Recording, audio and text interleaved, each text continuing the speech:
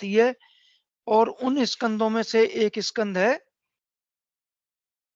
जिसे हम गणित शास्त्र भी बोलते हैं, गणित स्कंद बोलते हैं, और ये इसी का ये एक पार्ट है। पिछली बार भी जैसे मैंने बताया था कि बिना मैथमेटिक्स के बिना कैलकुलेशन के हम एस्ट्रोलॉजी की कल्पना नहीं कर सकते। भले ही आज टेक्नोलॉजी कितनी भी आगे है, अगर टेक्नोलॉजी के थ्रू हमको वो चीज़ मिलती है तो उसका सहारा भी लेना चाहिए। लेकिन इसके साथ ही हमको उसके बेसिक के बारे में भी जानना आवश्यक है।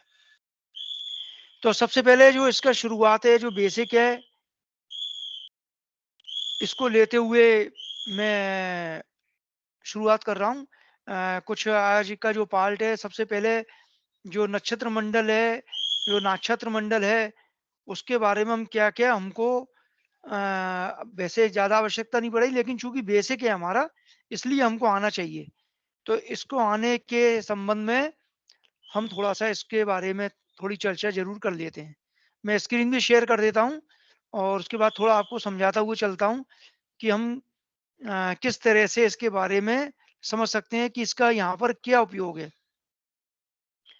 तो मैं स्क्रीन शेयर कर रहा हूँ, आप लोग बता दीजिए स्क्रीन आ रही है या नहीं आ रही है?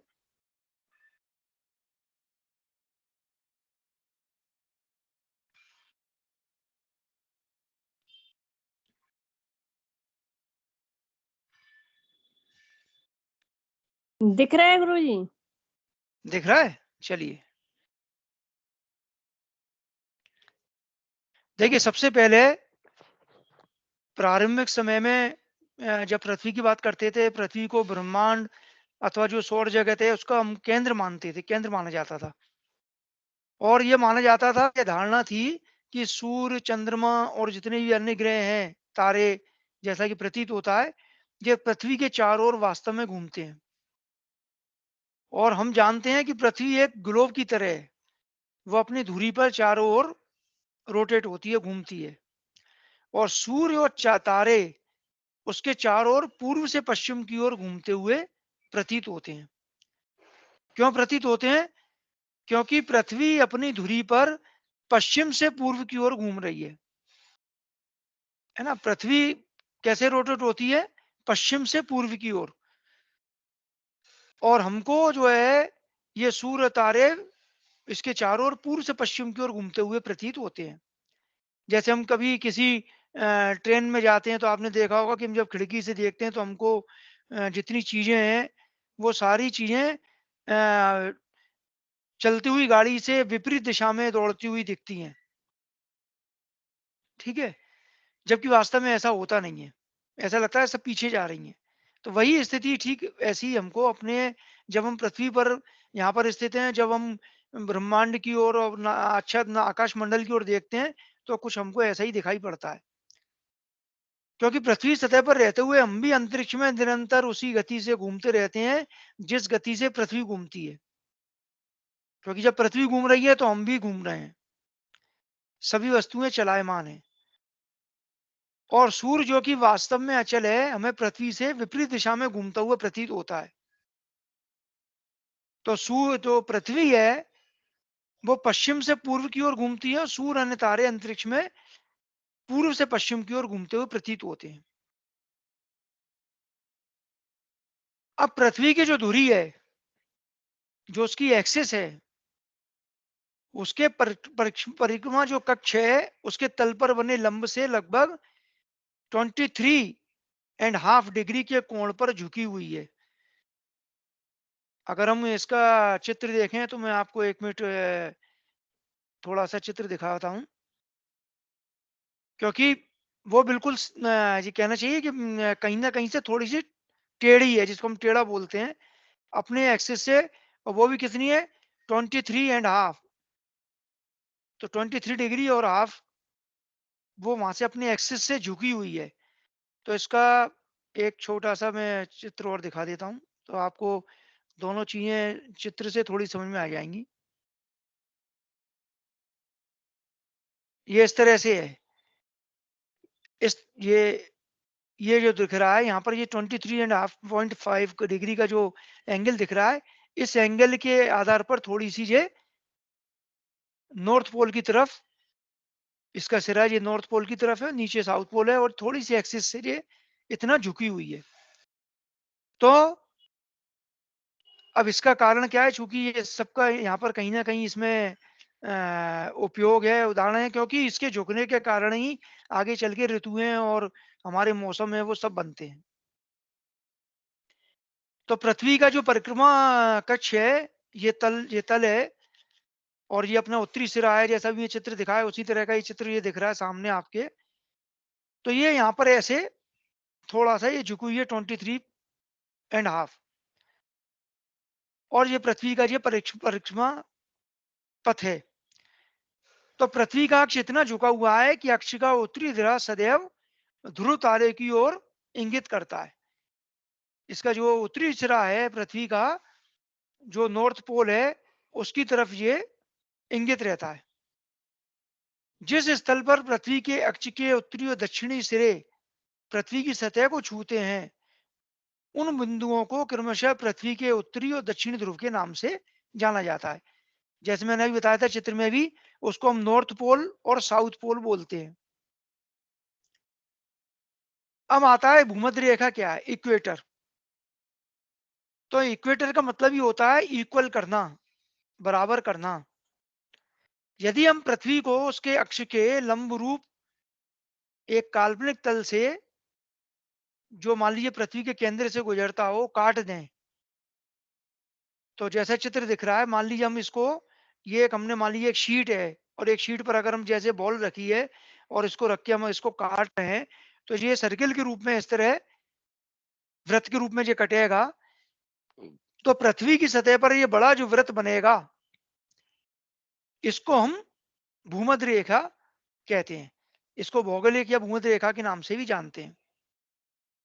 तो ये भूमध्य रेखा जो कि इक्वेटर भी कहलाती है।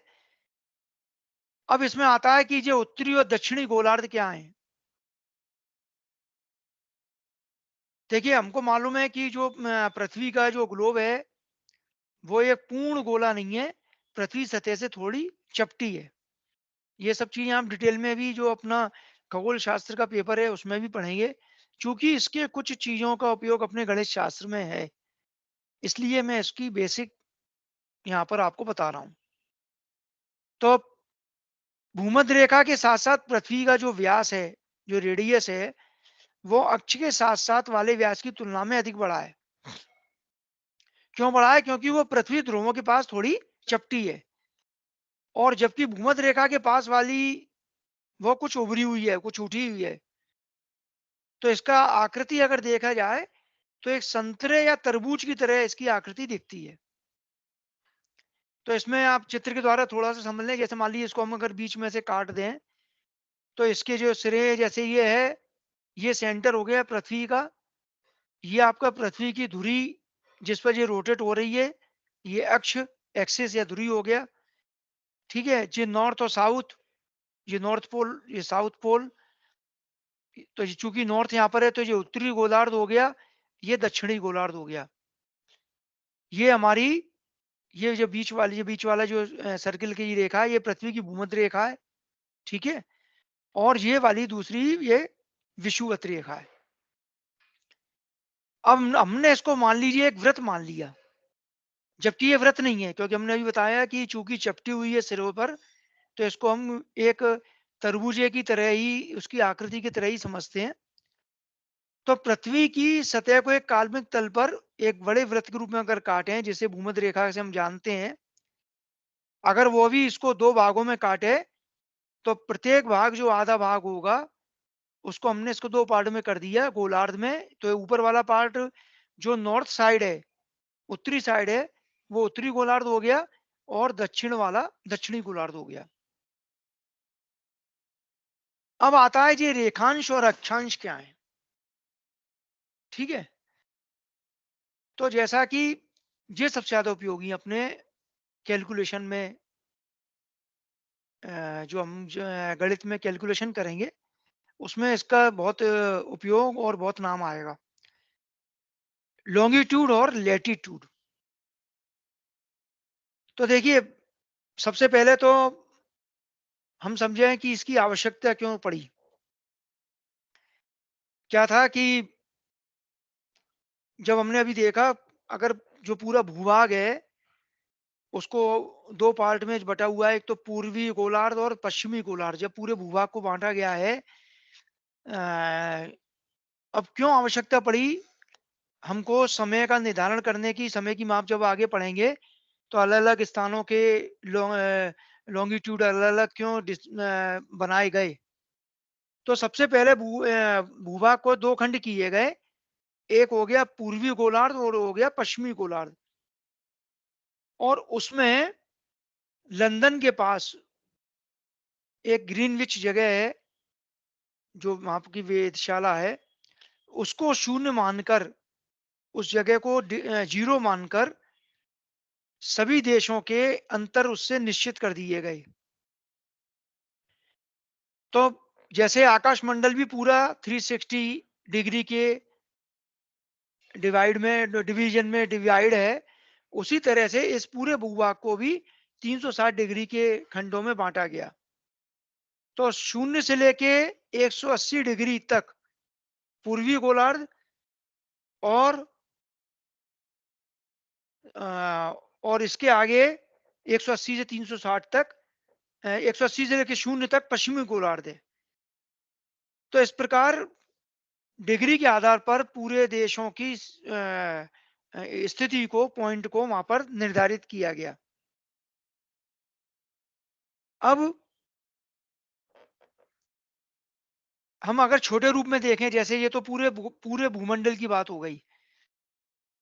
अब हम केवल अपने, मान लीजिए अपने भारत के नक्शे पर या अपने भारत के शहरों की बात करें, तो उसके लिए समझने के लिए सबसे पहले हमको जैसे लॉन्गिट्यूड, लैटिट्यूड समझना पड़ेगा। तो किसी भी स्थान की स्थिति को निश्चित करने के लिए, अच्छा हम ये बात क्यों कर रहे हैं? कोई तो कारण होगा कि हम इसका उपयोग यहाँ पर क्यों सीख करना चाह रहे हैं। देखिए, कुंडली बनाने में सबसे पहले तो जब कुंडली हमको देखना, और देखेंगे कब, जब हमको बनाना आए। तो कुंडली बनाने में किन चीजों की आवश्यकता पड़ती है? कुंडली बनाने में हमको, एक सेकंड। हेलो, क्या कह रही है? अरे खाली क्लास चल रही है, बाद में लगाओ। हाँ, खा गया था।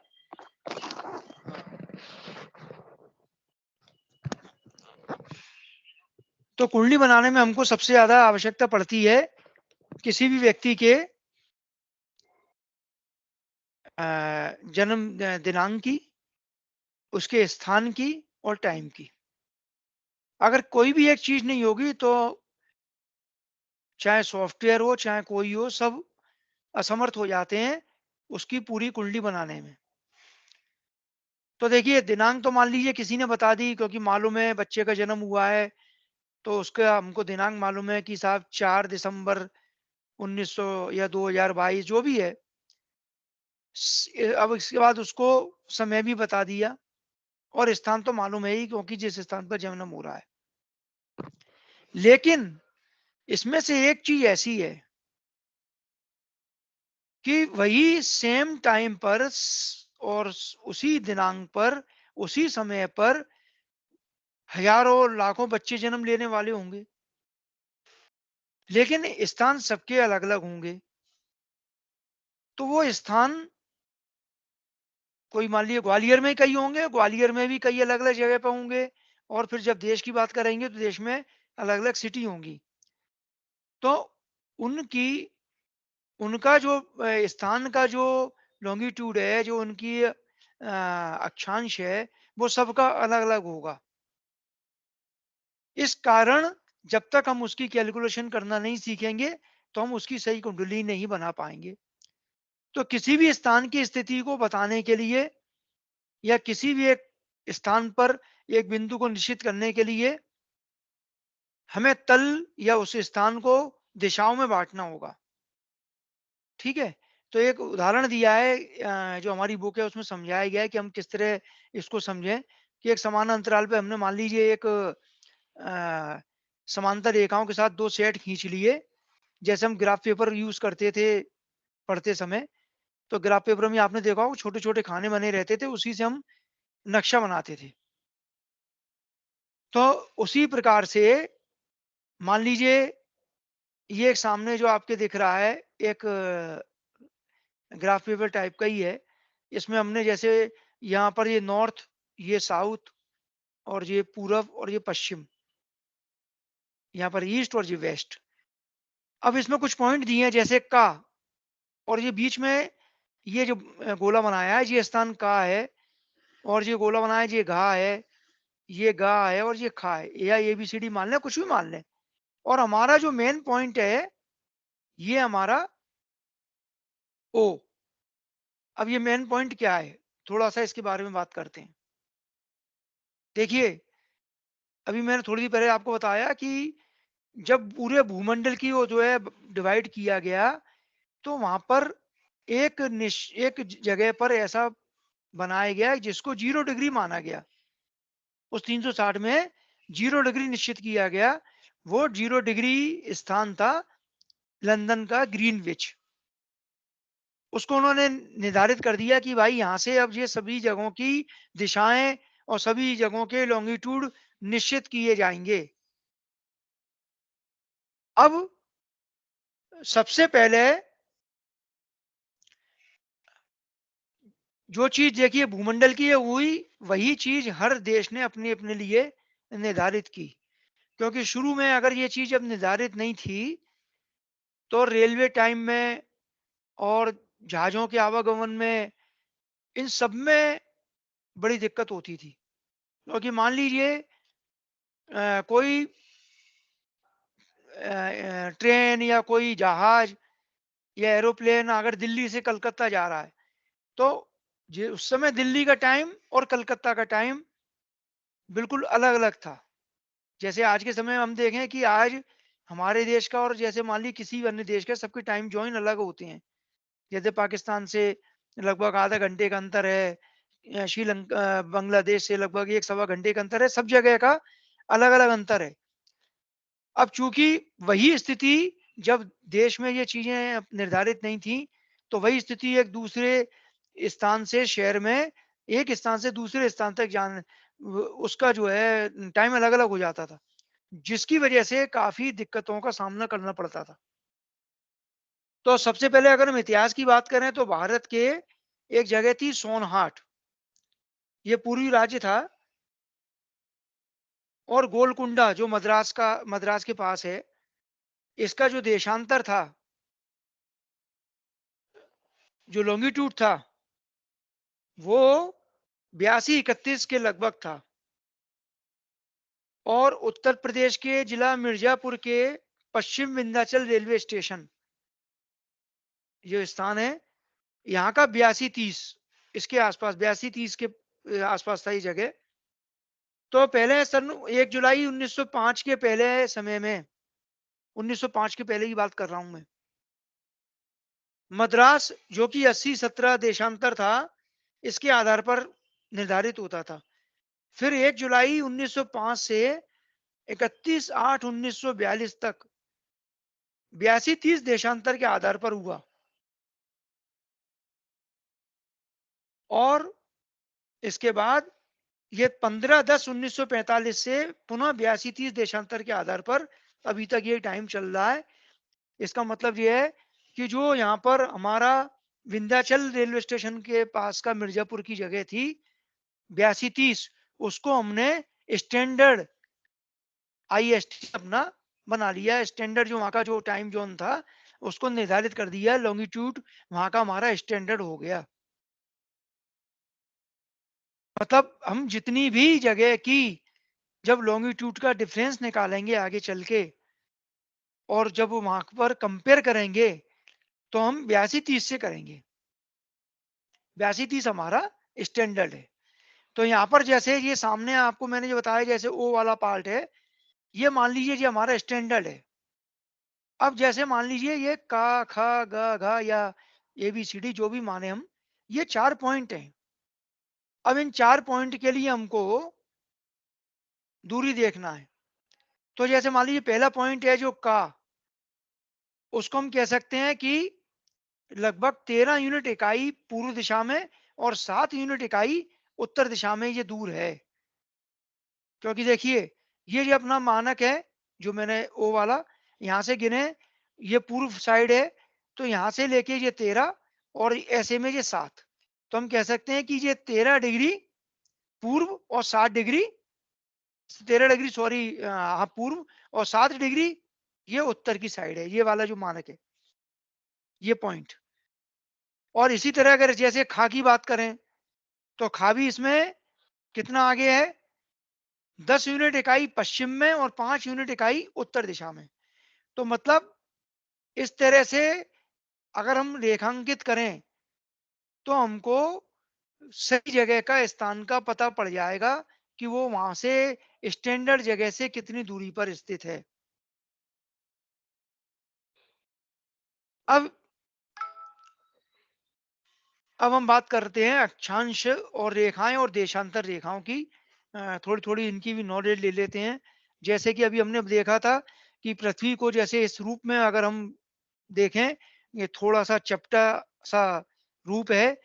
अब इसको अगर हम अ, देखिए, एक तो आपको ये दिख रहे हैं ऐसे, ये यहाँ से लेके जैसे आपने ये मान लीजिए, ये इनको ऐसे ऐसे जो रेखाएं हैं इनको खींचा गया, ये देशांतर कहलाती हैं। देशांतर रेखाएं कहलाती हैं, इनको हम लॉन्गिट्यूड बोलते हैं। और अगर हम इसको आड़ी खींचते हैं, तो ये लैटिट्यूड कहलाती हैं। तो इसका ये चित्र तो सामने दिख रहा है, मैं थोड़ा सा आपको और डिटेल में दिखा देता हूँ, रुकिए।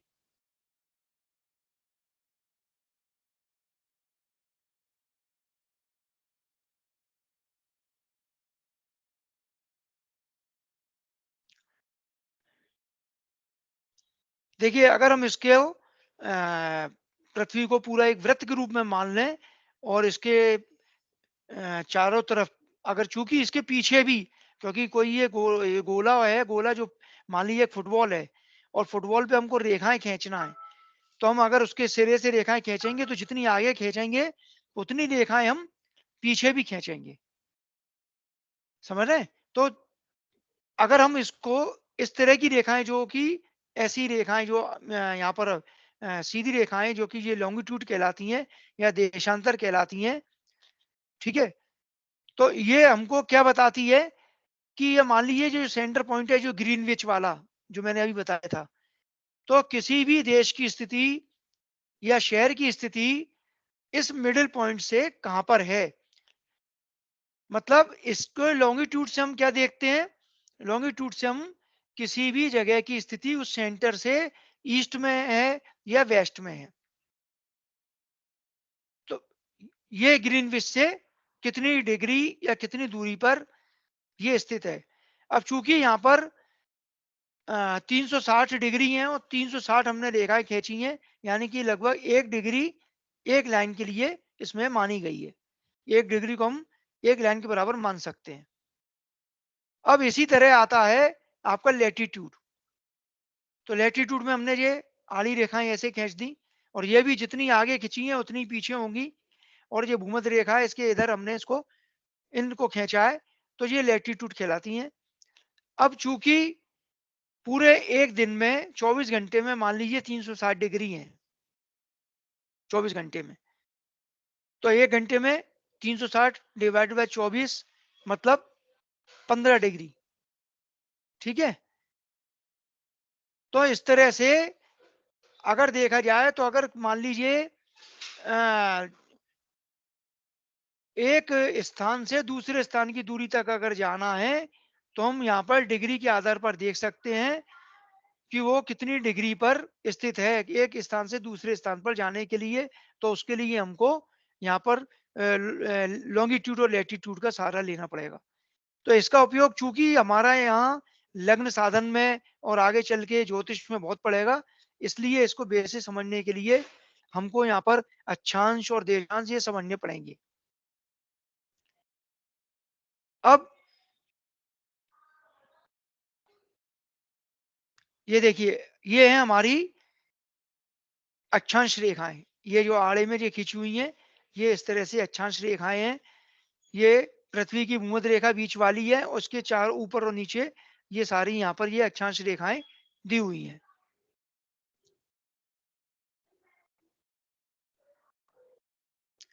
तो रेखांश की 360 रेखाओं में से प्रत्येक रेखा पृथ्वी के दोनों ध्रुवों से गुजरेगी और भूमध्य रेखा पर एक दूसरे से 1 डिग्री पर होगी, क्योंकि 360 है और 360 ही रेखाएं हैं। तो इसका मतलब उनके मध्य में 1 डिग्री का कोणीय अंतर होगा दोनों के बीच में। तो ये भूमध्य रेखा पर जब रेखाओं के मध्य के अंतर को हम पृथ्वी के साथ साथ मापेंगे, तो ये भूमध्य रेखा पर सबसे अधिक होगा। और जैसे जैसे हम उत्तरी ध्रुव या दक्षिण ध्रुव की ओर तरफ जाएंगे, तो ये साथ साथ बढ़ता जाएगा और क्रमशः ऊपर जाने पे घटता जाएगा, ध्रुवों पर ये शून्य हो जाएगा। ये कोणीय अंतर ध्रुवों पर शून्य हो जाएगा, इस तरह से।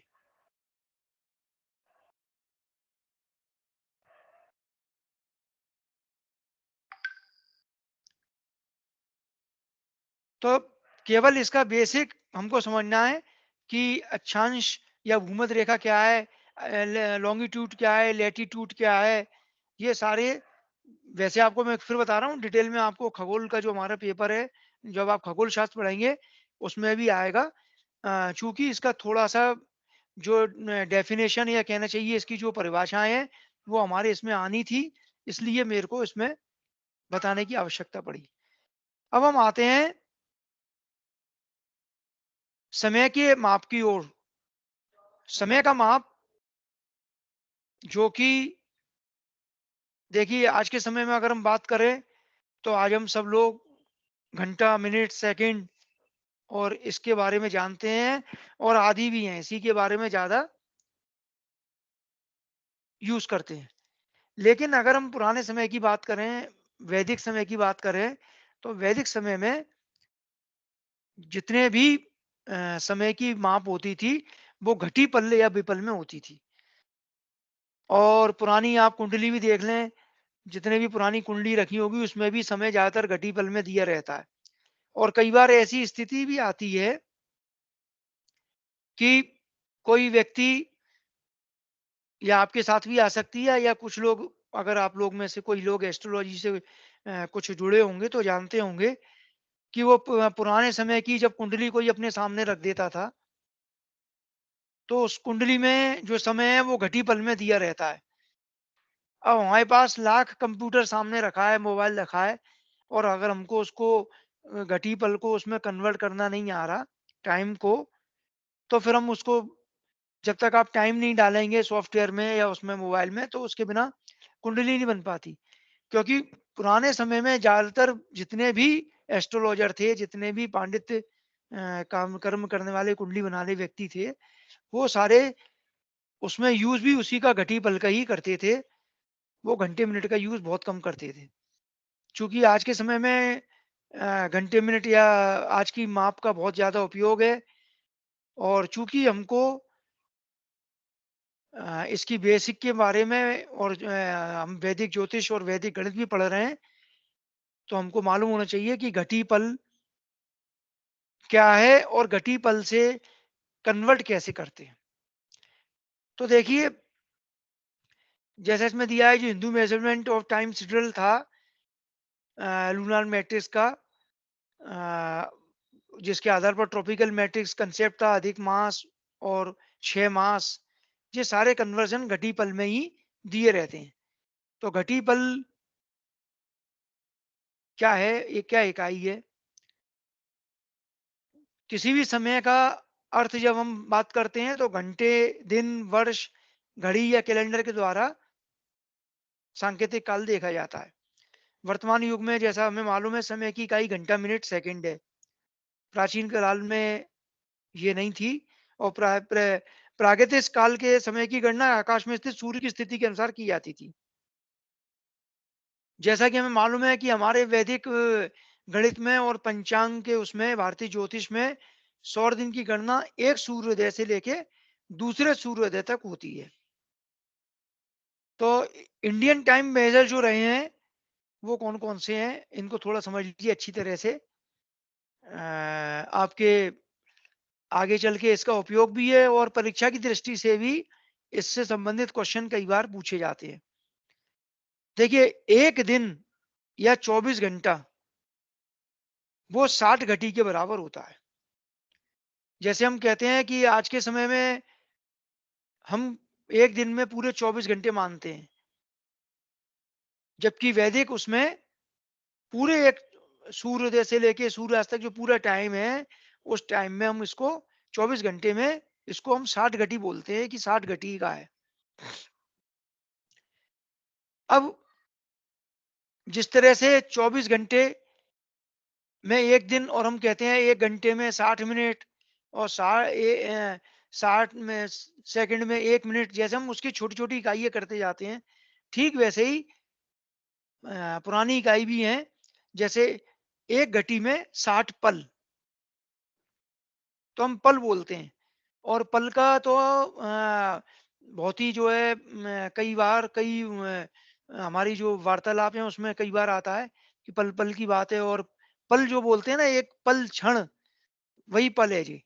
तो 1 घटी में 60 पल होते हैं और 1 पल में 60 विपल होते हैं और 1 विपल में 60 प्रति विपल होते हैं। जैसे हम बोलते हैं मिनट, मिनट में सेकंड, सेकंड में माइक्रो सेकंड, मैक्रो सेकंड, इस तरह से वो इकाइयाँ पहले भी इतनी सूक्ष्म थी। तो 1 विपल में 60 प्रति विपल, 1 वलिप्त में 60 पर और 1 पर में 60 तत्पर। तो ये हमारी वैदिक इकाई के अंतर्गत है। एक दिन अंतराल 24 मिनट प्रत्येक की 60 घटी में विभक्त था, क्योंकि 60 घंटे में 60 घटी में 24 घंटे, तो 1 घंटे में कितनी हो गई? ढाई घटी। जैसे आप 60 बटे 24 कर देंगे तो ढाई घटी आएगी। यहाँ हम 2.5 नहीं बोलेंगे, ढाई घटी बोलेंगे।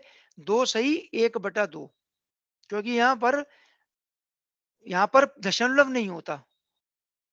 दशमलव हमेशा होता है यहाँ 100 की इकाई होती है।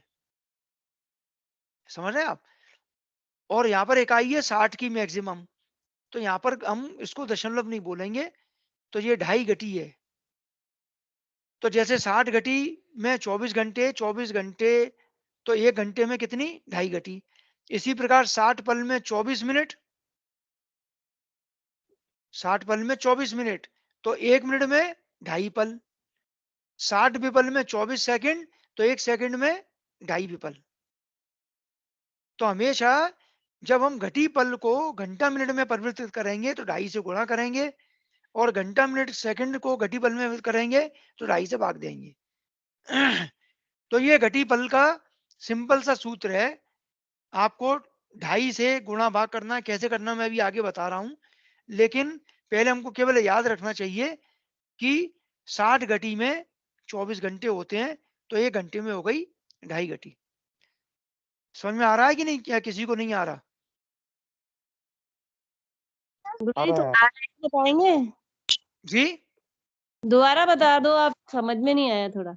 हाँ, बता देता हूँ। बिल्कुल, आप जितनी बार पूछेंगे मैं उतनी बार बताऊँगा। जब तक सब लोग नहीं कह देंगे कि समझ में नहीं आया, तब तक मैं आगे नहीं बढ़ूँगा। क्या समझा दूँ? अनिका जी आपने पूछा ना? मेलोडी भी है क्या? अनिक हाँ, मेलोडी भी मैंने है क्या? पूछ मेलोडी। घटी की पल का पल ना? दोबारा। हाँ, घटी हाँ पल। हाँ। चलिए, चलिए।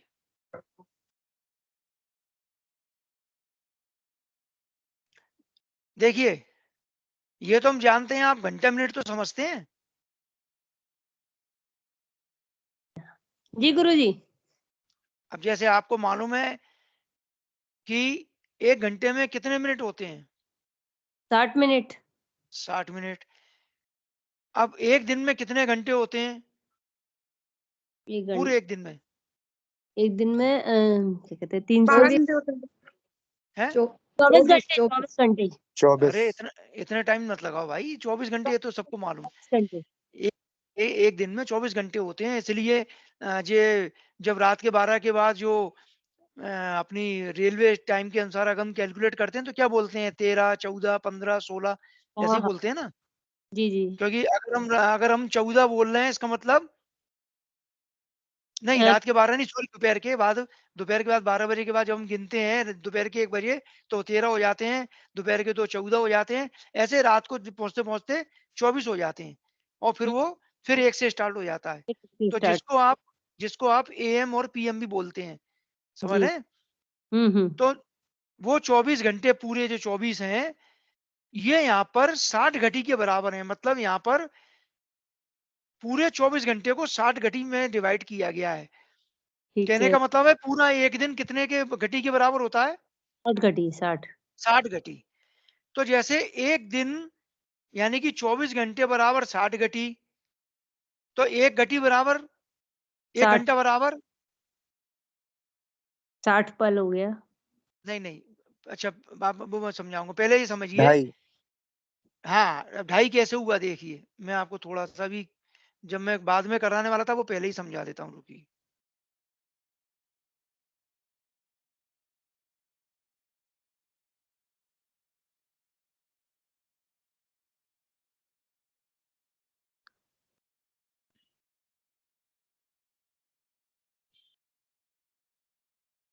देखिए, यहाँ मैंने ये बनाया है, जैसे ये लिखा हुआ है 24 घंटे में 60 घटी, लिखा है? तो जैसे हम कहते हैं ना, जब हम गुणा भाग करते थे बचपन में, चूँकि 24 घंटे में 60 घटी, इसलिए 1 घंटे में कितनी कम होंगी ना? 60/24 कम होती है तो हम डिवाइड करते हैं, तो 60/24। अब इसको हमने काटा, 12 पंजे 60 और 12 दूनी 24, तो ये कितना आ गया? 5/2। 5/2 को अपन ने सही बटे में किया तो कितना आ गया? ढाई। 2 सही 1/2, ये हो गया ढाई घटी। मतलब 1 घंटे में कितनी आ गई ये? ढाई घटी, 2.5 ऐसे घटी। आई। आया है समझ में? आ जी गया, आ सर। गया। हुँ, आ गया ना? आ चलिए, गया। फिर इसके बाद अभी कैसे निकालते हैं ये मैं बताऊँगा, पहले उस वाले पार्ट को पूरा कर लें, हुँ, जहाँ पर हुँ, हम थे। तो 1 दिन हुँ, में हो गए हमारे, 1 मिनट, 24 घंटे में हो गई 60 घटी। अब हुँ, 1 घटी में कितने हो गए? 60 पल। जो यहाँ पर लिखे हैं उसी को समझ लीजिए, जैसे अपन कहते हैं ना कि 1 घंटे में 60 मिनट, ऐसे ही हो हुँ, गया 1 घटी में 60 पल। इसको पल। मिनट समझ लीजिए आप, मिनट समझ लीजिए और घटी को हाँ, घंटा समझ लीजिए वैसे ही। ठीक होता नहीं है। है लेकिन समझ लीजिए याद करने के लिए। तो 1 घटी में 60 पल। अब पल को इधर ले आइए। अब 1 पल में 60 विपल। अच्छा। जितने पल थे 1 घटी में, उतने ही पल में विपल हो गए। हुँ, हुँ, अब 1 विपल में जितने पल थे उतने ही प्रति विपल हो गए। तो 1 विपल में 60 प्रति विपल। हुँ, वो 60 ही 60 होते जा रहे हैं, बस इतना याद रखना है। हुँ, हुँ, ए 1 दिन में 60 घटी, 1 घटी में 60 पल, 1 पल में 60 विपल, 1 विपल में 60 प्रति विपल। अब एक बलिप्त जो छोड़ दीजिए, इतना याद नहीं करना, इतने तक ही बहुत है आपका। आपको केवल इतना याद रखें, 1 दिन में 60 घटी, 1 घटी में 60 पल, 1 पल में 60 विपल, 1 पल में 1 विपल में 60 प्रति विपल। तो हुँ, ये हुँ, इसकी इकाई है, जो हम जैसे घंटे, मिनट और सेकंड देखते हैं, ठीक वैसी हमारी वैदिक वाली इकाई है। ठीक है। आ गया समझ में? जी, जी, जी, गुरुजी। जी।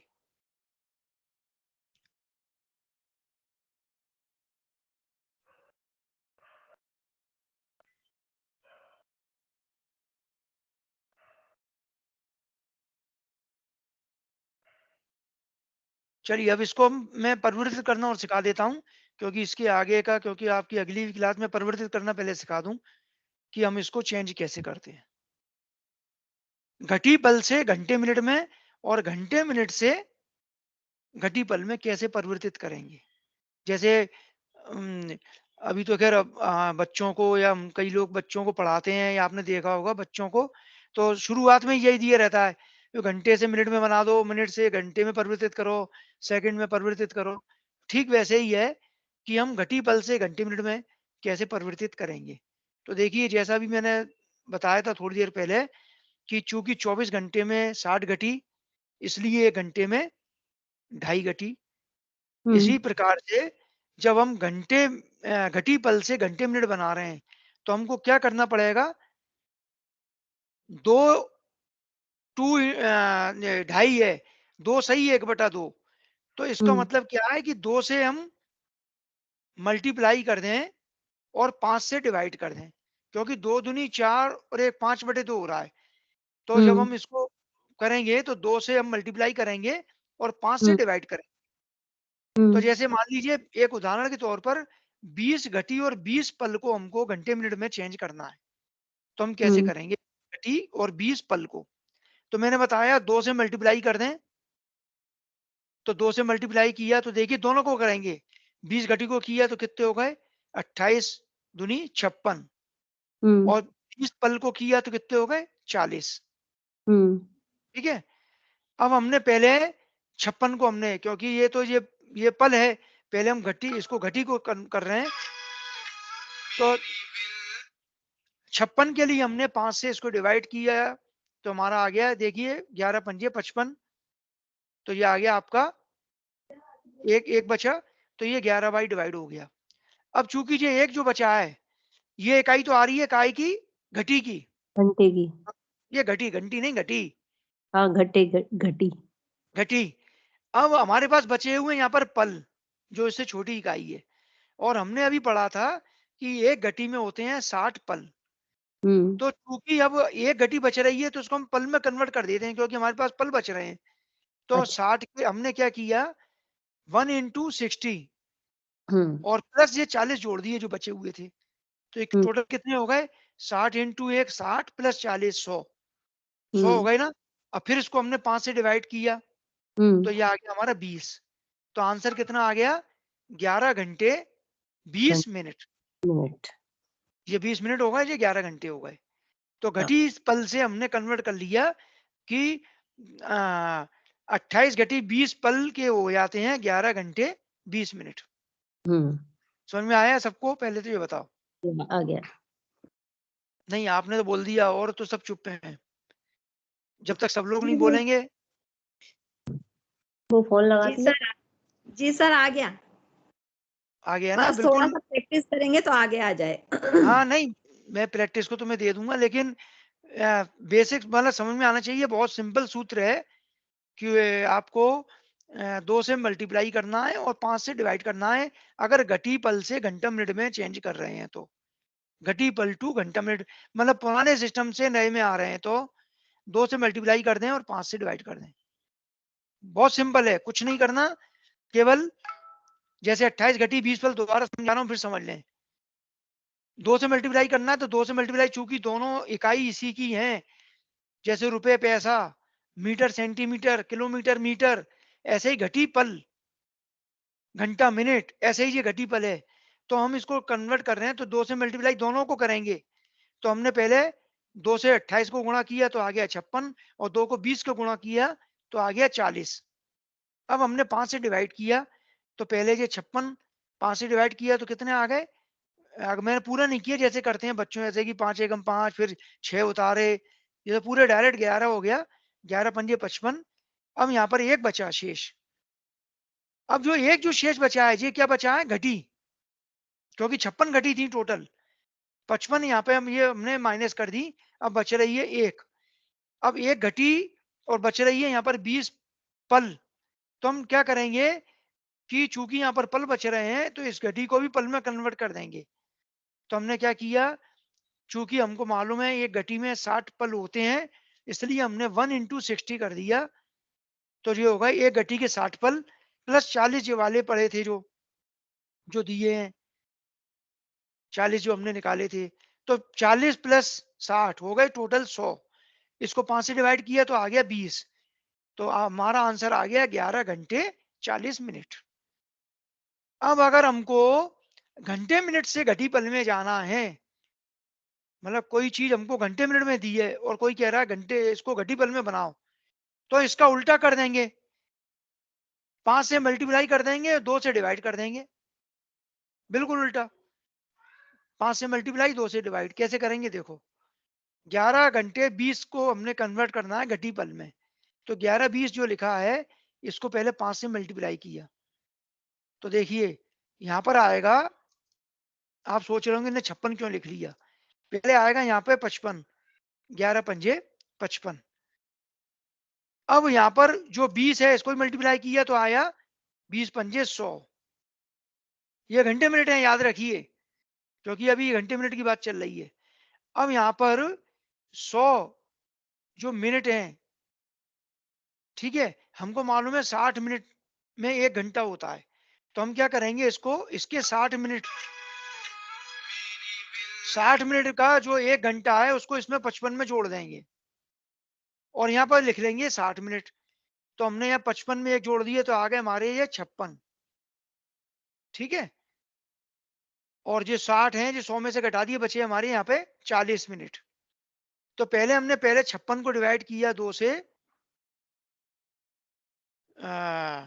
वो 2 से डिवाइड कर रहे हैं 56 को, तो हमारा आ गया 28, ठीक है, इस तरह से आ गया। और अब बचा आपका यहाँ 0। तो पहले बचा था 1, तो उसको अपन ने कन्वर्ट किया था। यहाँ पर जो 40 बचा है मिनट, तो 40 मिनट 40 ही रहेंगे, क्योंकि यहाँ तो 0 बचा है, 0 60 करेंगे तो 0 ही आएगा। तो 40 मिनट को हमको फिर 2 से डिवाइड करेंगे तो हमारे आ जाएंगे 20 मिनट।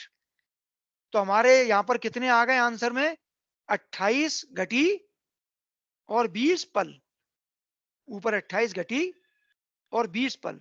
तो देखो हमारा आंसर सही है, क्योंकि पहले भी हमने जब कन्वर्ट किया था 28 घटी और 20 पल को, यहाँ पर जब पहले कन्वर्ट किया था, देखिए 28 घटी 20 पल को आंसर आया था 11 घंटे 20 मिनट। और जब हमने 11 घंटे 20 मिनट को कन्वर्ट किया तो हमारा आंसर आ गया 28 घटी 20 पल। तो इस तरह से घटी पल में कन्वर्ट करना हमने आज सीख लिया। कोई डाउट है किसी को, पूछ लें कोई, अभी भी किसी को समझ में नहीं आया हो? नो। केवल अपने को बहुत सिंपल है, याद रखना है, जब घटी पल से जाएंगे तो हमको 2.5 से मतलब वही है, 5 से मल्टीप्लाई, 2 से डिवाइड, और इधर 2 से मल्टीप्लाई 5 से, केवल उल्टा करना है बस, और कुछ नहीं है, सिंपल है बिल्कुल।